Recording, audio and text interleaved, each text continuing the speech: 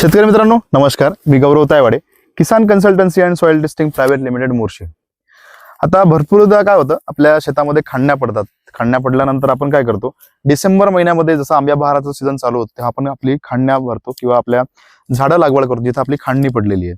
तर त्यामध्ये तुम्ही झाडं लागवड करत असता त्या आपली कलम कशी असायला पाहिजे आणि ते लागवड कशी करायची हे खूप महत्त्वाचं असते। कारण आपलं जसं जून जुलैमध्ये किंवा ऑगस्टमध्ये आपण जेव्हा लागवड करतो तेव्हा पाण्याचा स्रोत व्यवस्थित असतो आणि तेव्हा नवीन जे कलम लावतो आपण तेव्हा ते डायरेक्ट आपण याच्यामधली जर जमिनीमधली जरी कलम आणली तर ते चांगल्या प्रकारे सेट होते। पण डिसेंबर जानेवारीमध्ये जर आपण किंवा आंबिया भारामध्ये जर आपण हे कलम लावत आहे खांडणीसाठी किंवा डायरेक्ट प्लॉट लावत आहे तर पन्नीमधली कलम असणं गरजेची आहे आणि कलम कुठल्या क्वालिटीची असणं गरजेची आहे हे आपण या व्हिडिओच्या मार्फत बघूया। तर शेतकरी मित्रांनो बघा, इथून बरोबर जिथून याचा डोळा चालू आहे तर डोळा बांधणी झाले तोपर्यंत याची जवळपास 10 इंचाची जे खुंट आहे तो आहे, त्याच्यानंतर त्याला इथून इकडे डोळा चालू झालेला आहे। याची हाईट जवळपास 4 फूट कलम आहे।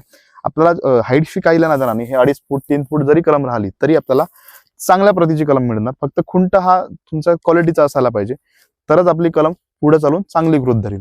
लागवड करत असताना पहिला जिथे आपली खांडणी आहे, जसा खांडणीचा भाग आहे आपण इथं बघू शकता, हा खांडणीचा भाग आहे। पूर्ण एरिया अजून आणखीन खोदून म्हणजे याच्यामध्ये गड्डा वाढून याच्यामध्ये पूर्ण निजुंतीकरण, म्हणजे जसं आता याच्यामध्ये जर फंगस चढला असेल तर ट्रायकोसुडो किंवा आता या टाइम आहे तर यामध्ये ट्रायकोसुडो वर्क त्या प्रमाणात करणार नाही तर काय करायला पाहिजे, रेडोमिल सारखे बुरशीनाशक सोबतच कीड वगैरे यामध्ये लागण झालेली असते तर यामध्ये क्लोथोनेडियम म्हणजे डेंटासू सोबत रेडोमिल आपण ड्रिंचिंग करून याचं पूर्ण निजुंतीकरण करून याच्यामध्ये हे कलम लावायची आहे।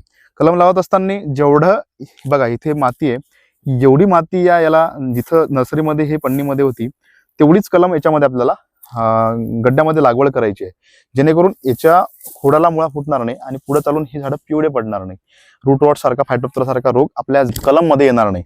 तर शेतकरी मित्रांनो लागवड करा पण थोडं त्याचं नियोजन करणं गरजेचं आहे। लागवड केल्यानंतर त्याला 15 दिवसानंतर त्याला म्हणजे 9990 19 15 ते 20 ग्रॅम प्रति झाडाला द्या।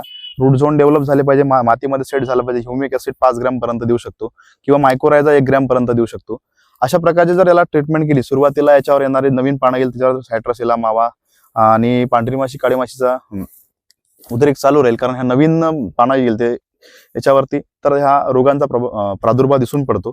तर शेतकरी मित्रांनो याच्यावरती फवारणी करणं गरजेचं आहे, म्हणजे नियोजन केलं तर आपले जे झाड आहे ते चांगल्या प्रकारे डेव्हलप होईल। तर शेतकरी मित्रांनो अशाच प्रकारच्या संत्र्याविषयी सक्सेस व्हिडिओ पाहण्याकरिता आपल्या YouTube चॅनलला लाईक करा, शेअर करा, सबस्क्राईब करा। धन्यवाद।